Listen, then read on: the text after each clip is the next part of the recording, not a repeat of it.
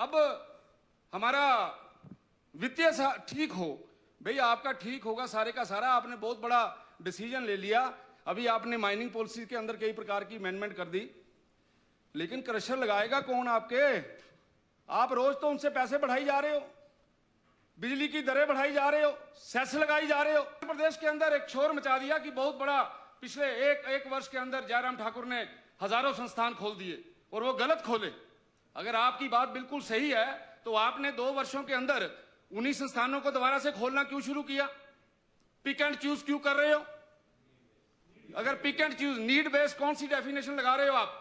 यानी need based, जहां कांग्रेस का विधायक है वहां नीड है और हम नीड लेस हैं। माननीय मुख्यमंत्री महोदय जी आपसे बड़े दुखी हैं।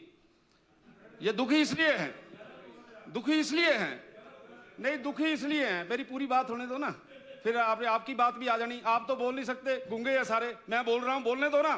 तो मैंने बोला था, मैंने कहा सर जितने भी हमारे विधायक हैं, हमारे मंत्री हैं, आप उनकी बात माना करो, लेकिन आपको बात मानने की आदत नहीं है। जिस समय व्यक्ति ये सोचता है कि मेरे से समझदार कोई नहीं है, मेरे से बड़ा कोई नहीं है, तो मैं उसके लिए शब्द नहीं प्रयोग करना चाहता आपके लिए। लेकिन आप जो अच्छे डिसीजन हमारे सभी मित्र देते हैं उनकी बात मानिए। पार्लियामेंट्री सेक्रेटरी के लेवल के जो टिप्पर हैं उनको पकड़ा जा रहा है, और आपके उसके ऊपर अभी पता लगा है, अखबारों में पढ़ रहे हैं कि इतनी ज्यादा इलीगल माइनिंग हो गई है, और उसके ऊपर आप लोगों को बहुत बड़ा जुर्माना जो है वो गवर्नमेंट ऑफ इंडिया ने लगाया है। ये सच्चाई है या नहीं है, इसके बारे में भी स्पष्ट करें। यानी ऐसा वातावरण बना है, पहली सरकार ऐसी देखी है जिसमें, यानी माननीय मुख्यमंत्री जी ये याद रखना आप मेरी बात, क्योंकि पता को बड़े लंबे समय तक हम यहाँ पे कोई गेम खेलने वाले नहीं हैं, जो पता नहीं छोटी गेमें होती हैं। इतिहास लिखा जाएगा हिमाचल प्रदेश का, उस समय सभी का वर्णन आएगा, तो आपका जो वर्णन है कोई बड़ा अच्छा आने वाला नहीं है। कि यहाँ आके बड़े भेज थपथपाते हैं जब माननीय मुख्यमंत्री जी कहते हैं 2027 में आत्मनिर्भर, कहाँ की आत्मा, कहाँ का आत्मनिर्भर। आप जिस तरीके से चले हैं, मुझे लगता है हिमाचल के बारे में आप रोज टेलीविजन देखा करो शाम को, उसमें देखो हमारी क्या हालत है, क्या कुछ बोलते हैं लोग हमारे बारे में। इसलिए अगर कोई नैरेटिव बन रहा है तो उसके बारे में चिंतन करना अति आवश्यक है। स्टेप लेने चाहिए, लेकिन आप ऐसे स्टेप ले रहे हैं जिसके कारण से मुझे ऐसा लगता है, मैंने तो बोला है, ऑफ द रिकॉर्ड भी बोला है माननीय मुख्यमंत्री जी से, और यहां भी बोल रहा हूं, आप वो स्टेप लीजिए जिसके कारण से आपके टूरिज्म का क्षेत्र बढ़े, टूरिज्म में लोग आए, इंडस्ट्री आपकी अच्छी हो। हमारे पास पावर है, उस पावर के लिए ज़्यादा से ज़्यादा लोग जो है वो यहाँ पे आके अपने प्लांट्स लगाएं यहाँ पे। और लेकिन आप जिस प्रकार की टर्म एंड कंडीशन, जिस प्रकार की पॉलिसीज आप दे रहे हैं, मुझे नहीं लगता, ये अभी बोल रहे हैं 2026 2027, लेकिन आप जिन कंडीशंस को यहाँ लगा रहे हैं उसके कारण से आएगा कौन आपके पास? और अगर सभी ने बोलना है तो let us be very specific, with in 10 minutes subject matter खत्म हो सकता है। माननीय विक्रम ठाकुर जी। माननीय अध्यक्ष जी, प्रदेश की वर्तमान स्थिति के ऊपर नियम 130 में जो प्रस्ताव आदरणीय श्री भवानी सिंह जी ने प्रस्तुत किया है, उसके ऊपर मैं कुछ विषय रखूंगा, और आशा करता हूं कि माननीय मुख्यमंत्री महोदय उन सारे विषयों पे गहन चिंता भी करेंगे और वित्तीय स्थिति ठीक हो, इस तरफ बढ़ेंगे भी। लेकिन जो होगा तभी अध्यक्ष जी, अगर मन आत्मा साफ है तो।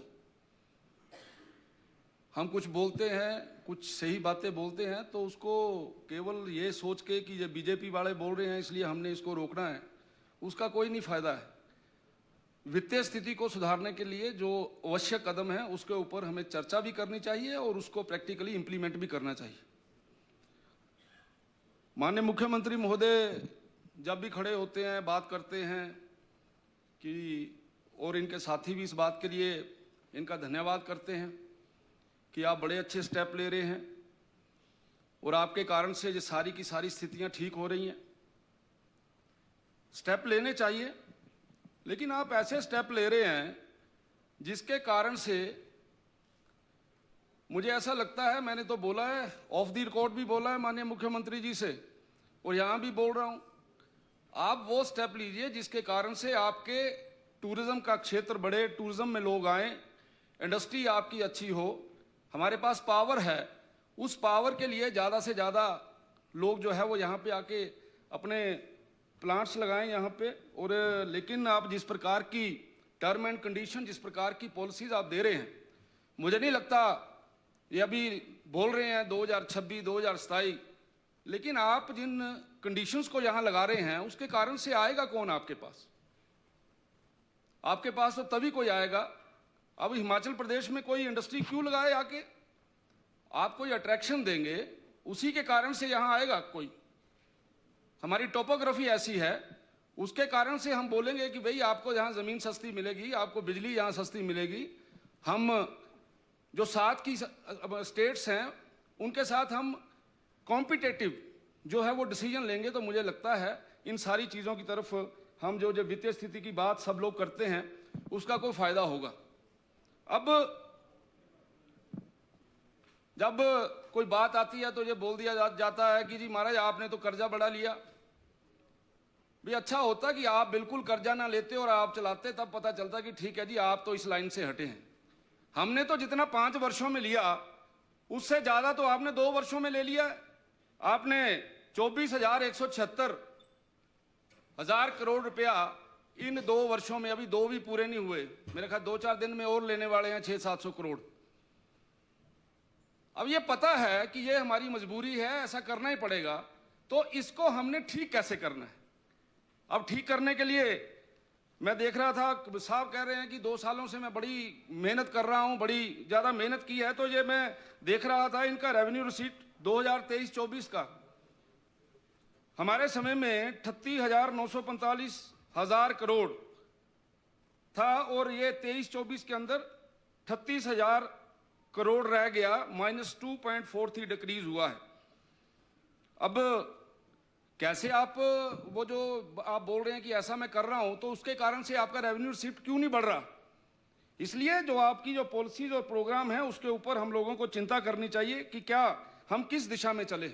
मैंने सुबह भी बोला था, माननीय मुख्यमंत्री जी मेरी बात की तरफ ध्यान दें जरूर, कि आप इतना दबाव डालिए, आप इतना, हमारे पास है क्या? एम्प्लॉयमेंट कहां से मिलेगा?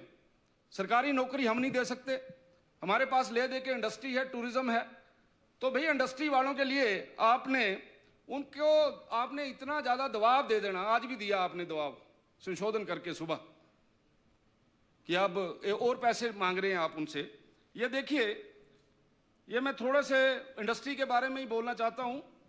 आपने लाइसेंस फीस में 192% बढ़ाया है आपने, यानी जिसकी लाइसेंस फीस 55,000 रुपया थी उसकी 1,60,000 रुपया हो गई है, 45,000 रुपये वाले की 1,50,000 हो गई है। अब फार्मास्यूटिकल लाइन में आप लोगों ने प्रोडक्शन की जो लाइसेंस फीस है, प्रोडक्ट लाइसेंस फीस, उसमें आपने 70% वृद्धि कर दी है। इलेक्ट्रिसिटी ड्यूटी आप लोगों ने बढ़ा दी है, इलेक्ट्रिसिटी टैरिफ आप लोगों ने बढ़ा दिया है। अब इंडस्ट्रियलिस्ट ने अगर कोई नया कनेक्शन लेना है, आप 1 किलोवाट का कनेक्शन लेने के लिए 200 रुपया लेते थे जी, अभी आप लोग 200 की जगह 2500 रुपया ले रहे हैं। कौन आएगा आपके पास? इसलिए इन सारी चीजों के ऊपर ध्यान देना अति आवश्यक है। हम बोलते हैं इंडस्ट्री के अंदर मुख्यमंत्री स्वावलंबन योजना, जो आदरणीय श्री जयराम ठाकुर जी के नेतृत्व में एक यहाँ योजना लाए और उसके बहुत फायदे हुए। धरातल के ऊपर अगर उसको देखा जाए तो मुख्यमंत्री स्वावलंबन योजना के अंदर नौजवानों ने सॉफ्ट कर्जा लिया, उनको सब्सिडी मिली और उसके कारण से एम्प्लॉयमेंट भी बढ़ा। आप लोगों ने मुख्यमंत्री स्वावलंबन योजना का गला घोट दिया, उसमें ना तो कोई नया व्यक्ति मुख्यमंत्री स्वावलंबन योजना में लोन ले पा रहा है, जिनकी सब्सिडियां देनी है उनकी आप सब्सिडी नहीं दे रहे। और इस तरीके से हम लोग किस तरफ चले हुए? आपकी इन सारी पॉलिसीज के कारण हो क्या रहा है? आपने मेडिकल डिवाइस पार्क और दूसरा ये ब्लड ड्रग पार्क, उसकी ऐसी तैसी फेर दी है। मेडिकल डिवाइस पार्क में, ब्लड ड्रग पार्क में कौन आएगा आपके पास? आपने ब्लड ड्रग पार्क के 2 साल बीत जाने के बाद उसकी शुरुआत जो करनी चाहिए, जिस तरफ को बढ़ना चाहिए, अभी वहां कुछ भी नहीं है। सबसे बड़ी बात इस प्रकार का जिस समय आता है एफ्लुएंट ट्रीटमेंट प्लांट के ऊपर प्रायोरिटी, फर्स्ट प्रायोरिटी होती है कि उसकी तरफ बढ़ा जाए ताकि बाकी लोग आए। सड़क कच्ची चल जा सकती है, वहां पे सड़क नहीं होगी तो कोई प्रॉब्लम नहीं है। आपकी बेसिक जो चीजें हैं वहां पर ब्लड ड्रग पार्क के लिए जो चाहिए, आप उसकी तरफ कोई ध्यान नहीं दे रहे। और फिर आप लोगों ने कहा जी मेडिकल डिवाइस पार्क में आप लोगों ने नेगोशिएशन ठीक नहीं की है। आपने कहा जी मैं तो सेंटर का पैसा वापस कर दूंगा। स्टेटमेंटें भी आई, आपने वापस कर भी दिया होगा। उसका आप लोगों को नुकसान क्या हुआ है? अभी industrial development manufacturing scheme government of India ने लॉन्च की है और उसमें 12 इंडस्ट्रियल पार्क जो हैं बनाए जा रहे हैं। और आपके बिल्कुल पड़ोसी राज्य पंजाब के अंदर राजपुरा के अंदर जो है वो बनाया गया है और वहां पे 1400 करोड़ रुपए की इन्वेस्टमेंट वहां पे होगी जो सरकार ने वहां पे टारगेट्स रखे हैं। अब होगा क्या, बद्दी बरोटी वाले जिनको आप इतना ज्यादा तंग कर रहे हैं वो लोग यहां से चले जाएंगे। अभी मेरे को पता लगा है कि जो हमारे बद्दी बरोटी वाला के अंदर जो इंडस्ट्रिस्ट हैं उन्होंने बरवाला स्थान है या पंचकूला के साथ, वहां पे जमीनें लेनी शुरू कर दी हैं। यहां से जाने वाले हैं वो लोग। और मैंने एक प्रश्न का आपको लगाया, मैंने कहा भाई यहां से इंडस्ट्री जा रही है, आप बताइए कितनी इंडस्ट्री जा रही है। और मैं माननीय इंडस्ट्री मिनिस्टर साहब को मैंने उस समय बोला भी, मैंने कहा आपका जवाब बिल्कुल ठीक नहीं आ रहा, इंडस्ट्री बड़ी कम आ रही है यहाँ पे और उसके बाद इंडस्ट्री यहां से जा रही है। उसका बेसिक कारण यही है, जब आप एक सही वातावरण नहीं देंगे तो यहां से जाएंगे। भाई चंद्रशेखर छोटे भाई ग्लोबल इन्वेस्टर मीट की बात करते हैं, मैं सुनता रहता हूं ग्लोबल इन्वेस्टर मीट। मैं चाहता हूं प्रश्न लगाइए आप, उसमें देखिए ग्लोबल इन्वेस्टर मीट में खर्चा कितना हुआ, गवर्नमेंट ऑफ इंडिया ने कितना पैसा दिया। हिमाचल प्रदेश का उसमें से एक पैसे का खर्चा नहीं हुआ है। जो पैसा हमें मिला था उसमें से भी हमने कुछ पैसा बचा के रखा है।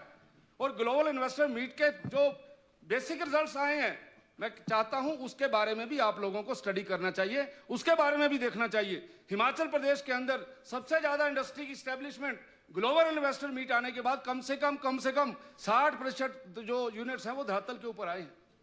आप क्यों नहीं मानते? आप देखिए, आप उनको निकालिए। अवस्थी जी बोलने से कुछ नहीं होगा। आप फैक्ट एंड फिगर के साथ आइए। और फैक्ट मैं बता रहा हूं 60% तो मैं बता रहा हूं, 60% मैं बता रहा हूं प्लीज। और ये प्लीज नो इंटरप्शन प्लीज। और यहां से बड़े बड़े यूनिट जा रहे हैं और बड़े बड़े यूनिट्स ने अपनी जो प्रोडक्शन है उस प्रोडक्शन को मिनिमम पर रखे हैं और बाकी की सारी प्रोडक्शन साथ के प्रदेशों से हो रही है। जब तक आप इसी प्रकार से टोका टोकी और इसी प्रकार से सत्य बात को नहीं मानेंगे, हालात को ज्यादा अच्छे होने वाले नहीं है। इसलिए इसके ऊपर आप लोगों को ध्यान देना चाहिए। और आपकी फूड ग्रेन प्रोडक्शन 3.6% डिक्रीज हो गई है। आपकी जो आप 2 साल की बात कर रहे हैं कि हमने बड़े अच्छे कदम उठाए हैं, ये देखिए आपकी इलेक्ट्रिसिटी की जनरेट जो हो रही है 2.1% कम हो गई है। जीडीपी ग्रोथ रेट बीजेपी के समय में 13.6 था, अभी आपका 8.2 पे आ गया है। जा कहां रहे हैं हम लोग? हम केवल और केवल छोटे लोगों के ऊपर प्रेशर बना रहे हैं। और मैं बार बार कहता हूं, हिमाचल प्रदेश को अपने पैरों पे खड़ा होने के लिए आपको इंडस्ट्रियल सेक्टर को स्ट्रॉन्ग करना ही है, पावर सेक्टर को आपको स्ट्रॉन्ग करना ही है। आपको टूरिज्म के अंदर नए नए प्रकार के नियम, हल्के नियम लेकर यहां पे ज्यादा से ज्यादा उसको प्रोत्साहित करना है। लेकिन इस तरफ तो कोई काम नहीं हो रहा। और इन विषयों के ऊपर कई बार हम कोई बात बोलते हैं, आपको अच्छी नहीं लगती, लेकिन सच्चाई है। आपके मन के अंदर अगर ऐसा है कि हमने इसको ठीक करना है, पैरों पे खड़े करना है, तो लो ना कठोर जो आपको कदम उठाने चाहिए। बार बार इधर से बोलते हैं, उधर से टोका जाता है। चीफ पार्लियामेंट्री सेक्रेटरीज के बारे में बार बार बात होती है, चेयरमैन वाइस चेयरमैन के बारे में बार बार बात होती है। फिर ये कहा जाता है कि आपके जमाने में ये चीजें थी, हमारे जमाने में ये चीजें थी तो हमने कभी कर्मचारियों की तनख्वाह 1 से 5 तारीख को नहीं की। अगर हमारे जमाने में ये सारी चीजें थी तो हमने कभी यहां खड़े होकर वित्तीय हालत ठीक नहीं है ऐसा रोना नहीं रोया। इसलिए हम लोगों को जो कठोर कदम उठाने पड़ेंगे। पिछली सरकार के समय में मान लीजिए कोई गलत डिसीजन लिए हैं, कोई पॉलिसी गलत बनी है, हमने कोई गलत डिसीजन लिया है, रिव्यू करिए ना। कौन इनकार कर रहा है? कोई इनकार नहीं कर रहा। आपने उसको ठीक करना है, उसके लिए हम आप लोगों के साथ हैं। लेकिन आप लोग जहां से 5 पैसे बचाते हो और लाख रुपया खर्च करते हो, ये कैसे आपका ठीक होगा? आपने ये जो सारी चीजें हैं इनके ऊपर ध्यान देना होगा। अब हमारा वित्तीय ठीक हो, भाई आपका ठीक होगा सारे का सारा। आपने बहुत बड़ा डिसीजन ले लिया, अभी आपने माइनिंग पॉलिसी के अंदर कई प्रकार की अमेंडमेंट कर दी, लेकिन क्रशर लगाएगा कौन आपके? आप रोज तो उनसे पैसे बढ़ाई जा रहे हो, बिजली की दरें बढ़ाई जा रहे हो, सेस लगाई जा रहे हो, कौन आएगा आपके पास? और जो यहां पर हैं, जो यहां पे माइनिंग करते हैं, उनकी हालत क्या है आपको बड़े अच्छे तरीके से पता है। आपकी पार्टी के बड़े नेता, आपकी पार्टी के विधायकों के इलीगल माइनिंग में टिप्पर पकड़े जा रहे हैं। और तो कोई बात नहीं, पकड़े गए तो हमने कौन सा इनकार करें? पकड़े हैं तो पकड़ो, आप पकड़िए। यानी जो आज हो रहा है वो गलत ठीक हो रहा है, आज जो हो रहा है वो ठीक हो रहा है। अगर आपके राज में हमारे टिप्पर पकड़े जा रहे हैं, कौन रोक रहा है आपको?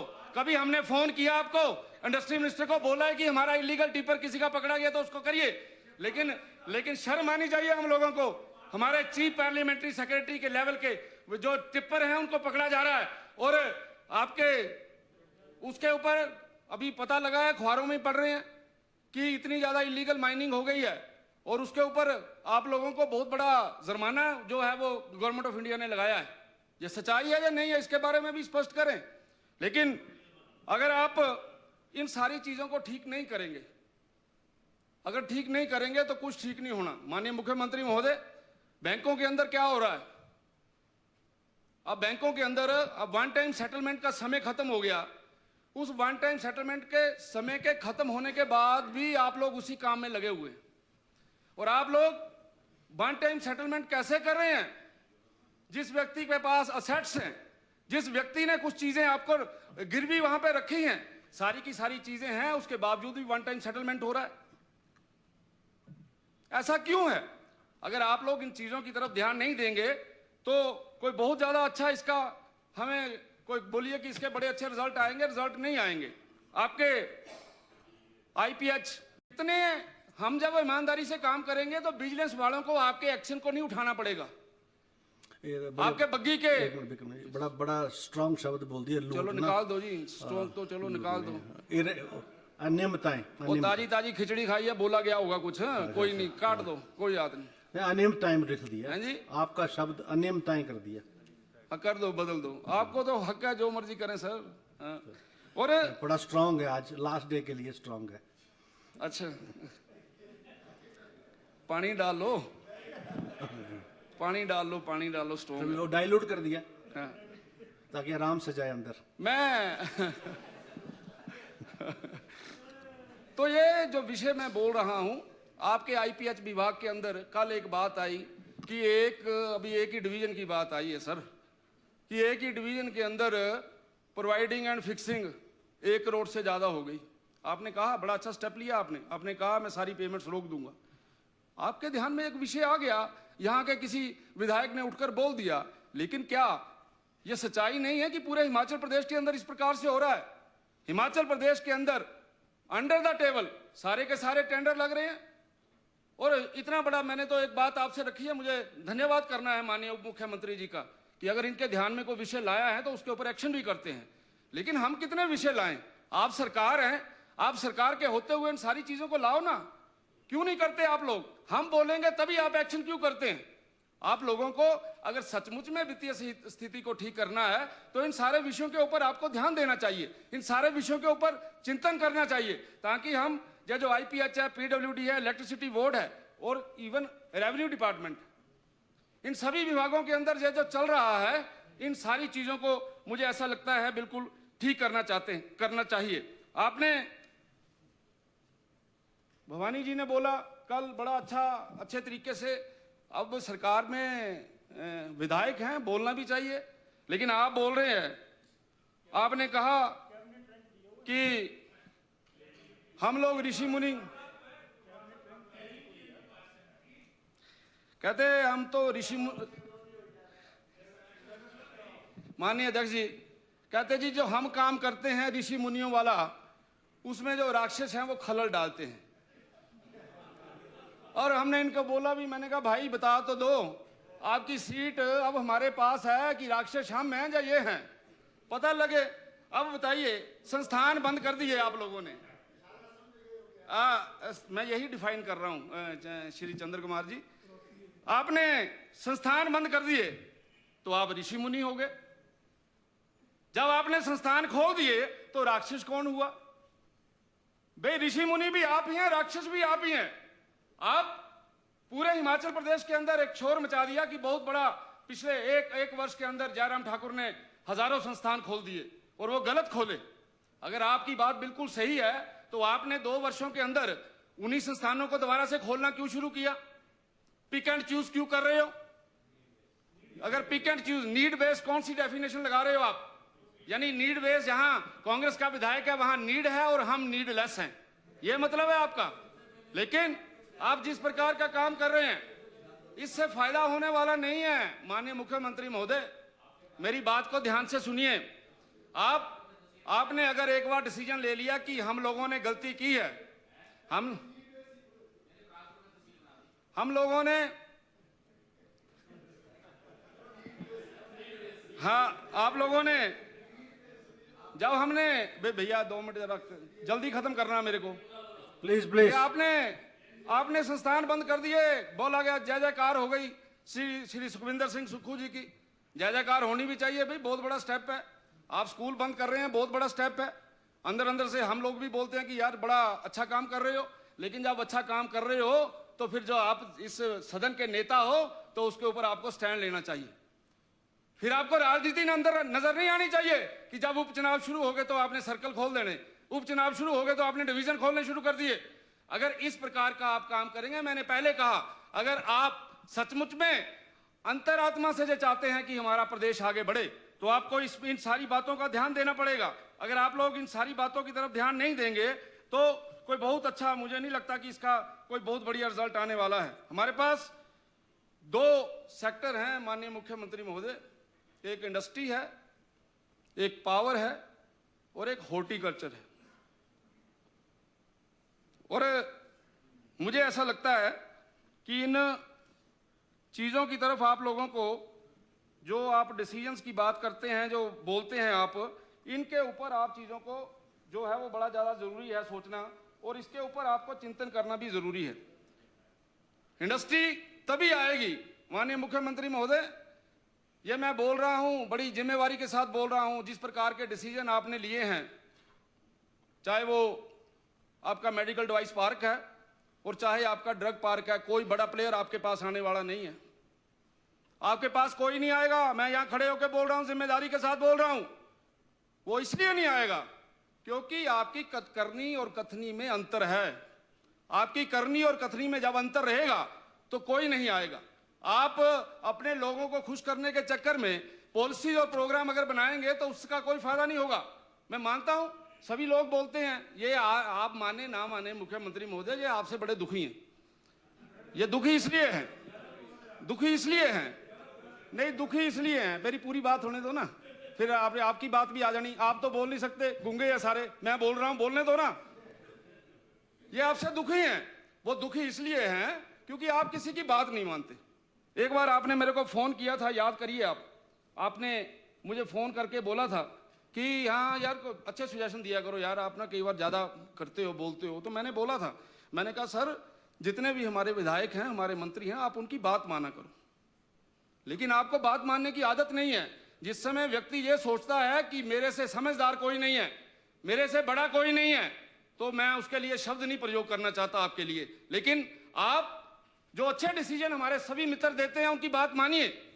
वो मानी जा रहे, वो बेचारे रोई जा रहे हैं, इंडस्ट्री मिनिस्टर आप ऐसा करो, आप ऐसा करो, आप उसको कहते चल चल अपनी सीट पे, यहाँ कोई बात करने की जरूरत नहीं। यानी ऐसा वातावरण बना है।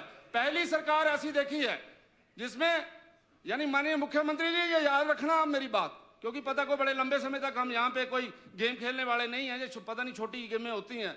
इतिहास लिखा जाएगा हिमाचल प्रदेश का, उस समय सभी का वर्णन आएगा, तो आपका जो वर्णन है कोई बड़ा अच्छा आने वाला नहीं है। कि यहाँ आके बड़े भेष थपथपाते हैं जब माननीय मुख्यमंत्री जी कहते हैं 2027 में आत्मनिर्भर, कहाँ की आत्मा, कहाँ का आत्म, कहाँ का आत्मनिर्भर। आप जिस तरीके से चले हैं, मुझे लगता है हिमाचल के बारे में आप रोज टेलीविजन देखा करो शाम को, उसमें देखो हमारी क्या हालत है, क्या कुछ बोलते हैं लोग हमारे बारे में। इसलिए अगर कोई नैरेटिव बन रहा है तो उसके बारे में चिंतन करना अति आवश्यक है। जो नैरेटिव बन रहा है उसके बारे में सोचना चाहिए। अगर एलओपी साहब या हमारे लोग या उधर के लोग कोई आपको 4 चीजें अच्छी बोलते हैं तो उसके ऊपर चिंतन करना चाहिए। और अगर आप इसी प्रकार से अड़े रहेंगे, आप किसी की बात नहीं मानेंगे, तो मुझे लगता नहीं है कि इसमें को बहुत ज्यादा अच्छा निकले। मैंने आपको इसमें बोला है कि अब कई बार भाई सोचेंगे पता नहीं हमारे एंटी बोल रहा है, मैं वैसे सुजेशन दे रहा हूं, समझना चाहिए उसको। मेरे पास सेब के बाग हैं और मेरे को वहां से 50 करोड़ रुपया बचता है, मिलता है। मैं एग्रीकल्चर में आता हूं, इसलिए कोई बात नहीं है। लेकिन उसके बाद आपने वो उस पैसे से यहाँ होटल खरीदे हैं, उस होटल को आपने लीज पे पंजाब के लोगों को दिया है। बनाओ ना को कायदा कि जो हमारे व्यक्ति ने पंजाब के लोगों को लीज दिया है, लगाओ ना उस पर जो लगाना आपने, उसके ऊपर पॉलिसी बनाओ ना, ताकि आपको 4 पैसे आए बड़े ढंग से। लेकिन आपने ये चीजें नहीं सोचनी। आपने क्या सोचनी है, गरीब को कैसे मारना है, इंडस्ट्रीज को कैसे भगाना है। जो लोग यहाँ पे काम करने के लिए आए हैं, जो अपने पैरों पे खड़ा हो सकते हैं इंडस्ट्री के कारण से, उनके बारे में आपका चिंतन बिल्कुल नहीं है। इसलिए मैं आपसे यही निवेदन करते हुए कि आपका जिस प्रकार से आप रिफॉर्म्स कर रहे हैं, उसके कारण से आने वाले समय में ना तो यहाँ कोई इंडस्ट्री आएगी, और जो बातें आप बोल रहे हैं ये मैंने उसका भी हक ले लूंगा, मैं ये भी कर लूंगा, बड़ी अच्छी बात है। लेकिन आप कभी जो कुछ करते हो उसके ऊपर कभी रात को सोते समय मनन किया करो कि मैंने सेस के बारे में ऐसा बोला था, स्टैंड कहाँ है, मैं क्या कर रहा हूं, खड़ा कहाँ हूं, क्या मिलेगा, क्या कुछ निकलेगा। अगर इन बातों के बारे में आप चिंतन करेंगे ना सर, तो पक्का सब कुछ ठीक होगा। और ये जो आपके छोटे छोटे जो गलत डिसीजन है, इनको ठीक करिए। अगर आप इनको ठीक करेंगे तो मैं माननीय अध्यक्ष जी ये दावे के साथ कह सकता हूं, हिमाचल प्रदेश की आर्थिक स्थिति ठीक होगी। लेकिन आपके मन में कुछ और है और आपके मुंह के ऊपर कुछ और है। अगर ऐसे आप चलेंगे तो हिमाचल प्रदेश बड़े लंबे समय तक सर्वाइव नहीं कर पाएगा। आपने मुझे समय दिया, आपका बहुत बहुत धन्यवाद। जय हिंद, जय हिमाचल।